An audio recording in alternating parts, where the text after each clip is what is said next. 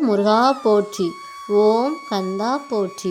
என் அன்பு குழந்தையே, உன் அப்பன் கந்தனின் அருள்வாக்கு. இன்றிலிருந்து இன்னும் ஒரு வாரத்திற்குள் உன் வாழ்க்கையில் நல்ல மாற்றம் ஒன்று நிகழப்போகிறது. உனக்கு தேவையான பணம் உன்னை வந்து சேரப்போகிறது. உன் வேண்டுதல் அனைத்தும் உன் அப்பன் கந்தனின் செவிக்கு எட்டியது. அதனால்தான் இன்று உன் அப்பன் இந்த கந்தனின் அருள் வாக்கினை நீ கேட்டுக்கொண்டிருக்கிறாய்.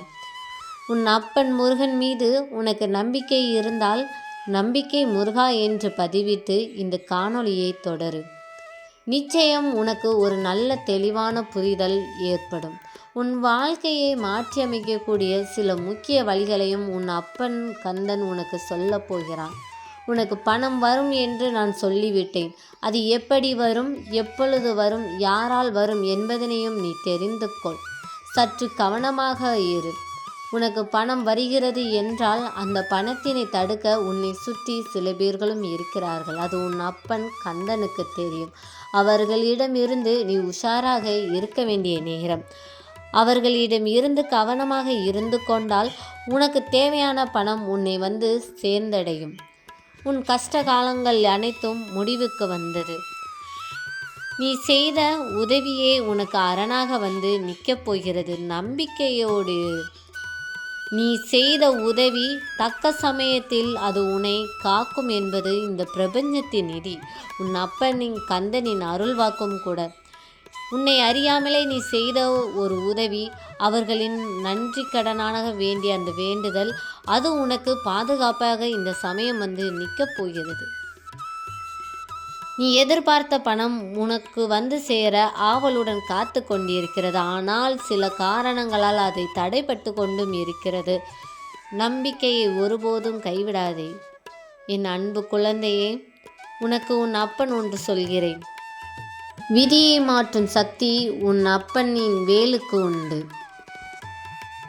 தலையெழுத்து சரியாக இல்லாவிட்டாலும் உன் தர்மம் சரியான முறையில் இருந்தால் அதற்கான பலன் தக்க சமயம் வந்து சேரும். உன் விதியை மாற்றியமைக்கும் சக்தி என் வேலுக்கு உண்டு என்பதனை ஒருபோதும் மறந்து விடாதே. நம்பிக்கையோடு இரு. உனக்கு இருக்கும் தடைகளை தவிர்க்க என் வேலாயுதமே உனக்கு காவலாக நிற்கப் போகிறது.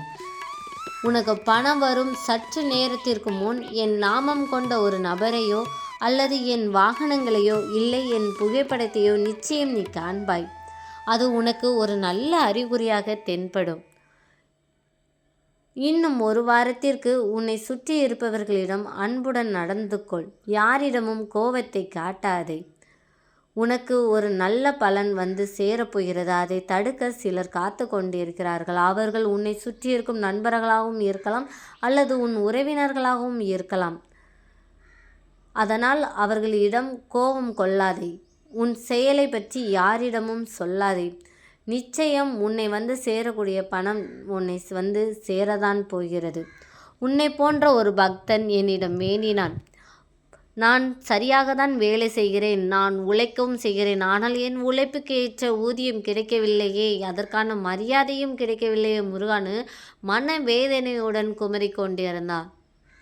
ஆனால் அவனுக்கே தெரியாமல் அவன் ஒரு முடியாத ஒரு அம்மாவிற்கு ஒரு வேளை உணவு வாங்கி கொடுத்திருந்தான். அதனோட நன்றி கடனாக இந்த பிரபஞ்சமே அவனுக்கு ஒரு நல்வழியினை ஏற்படுத்தியது. அவனுக்கு தெளிவான ஒரு வாக்கினை ஒரு நபர் மூலம் கொண்டு சேர்த்தது. அவன் அதை புரிந்து கொண்டு அதுபடி செயல்பட ஆரம்பித்தான். அதனால் அவன் வாழ்க்கை மாறியது. என் தங்க குழந்தையே, உன் அப்பன் கந்தனே உனக்கு பணம் வரப்போகிறது என்று சொல்லிவிட்டான் என்பதற்காக நீ சும்மாக இருந்தால் நிச்சயம் அது உன்னை வந்து சேருவது கடினம். தன் கையை தனக்கு உதவி என்பதனை உனது முன்னோர்கள் சொல்லியிருக்கிறார்கள். அதுக்கு ஒரு அர்த்தம் இருக்கிறது. உன் நம்பிக்கையே உனக்கு மூலதனம். மற்ற அனைத்தையும் உன் அப்பன் கந்தன் பார்த்து கொள்ளுவான் என்ற நம்பிக்கையை வைத்துக்கொள். விடாமல் முயற்சி செய். உழைப்பை மட்டும் ஒருபோதும் கைவிடாதே.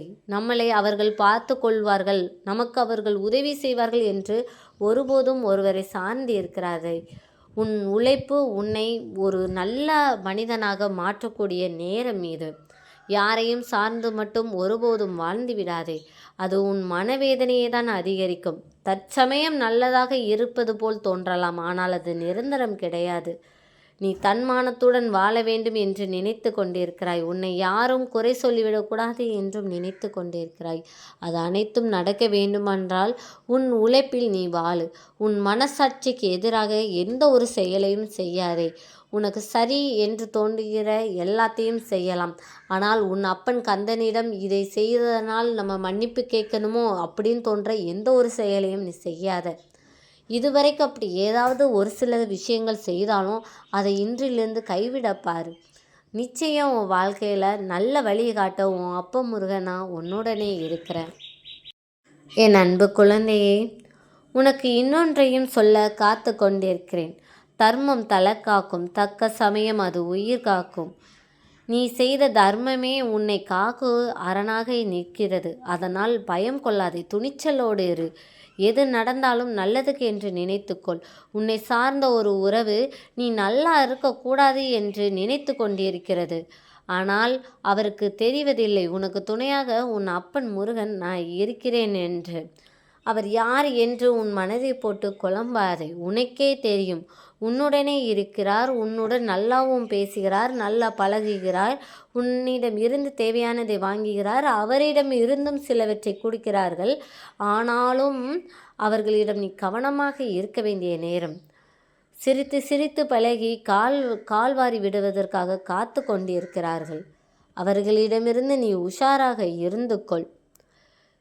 அவர்களுக்கு தக்க சமயம் உன் அப்பன் முருகன் பாடம் புகட்டுவேன்.